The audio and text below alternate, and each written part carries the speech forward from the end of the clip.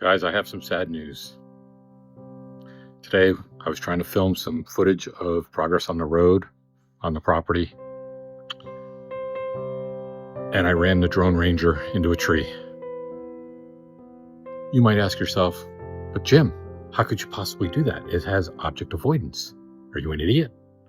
Well, the answer to that is yes, I am an idiot. But in addition, it only has object avoidance if you're flying forwards. If you're trying to back up to get a shot, there is no sensor on the backside of the device. So I hit a tree branch that was dangling down low. And then the fall from 30, 40, 50 feet, I don't know exactly how high it was, did a lot of damage. It broke the sensor at the front. It broke the gimbal for the camera. It cracked or dislodged the case on the side here, as well as I don't know what it did to the battery, but the battery will no longer charge or work. Needless to say, the ride home was a long, quiet ride home.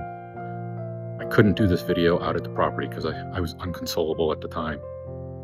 So, rest in pieces, buddy. You will be missed. We had many good times the whole 3 weeks I owned you. But it was never meant to be. Poor guy. Never had a chance. I think that's the end of the Drone Ranger for us. So I can get another one. Save up and get another one.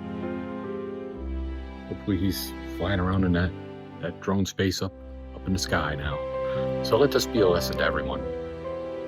If you're an idiot, like me, don't spend a lot of money on a drone. It won't work out well. If you really want to, just go in the backyard and light a bunch of cash on fire. It's the same effect.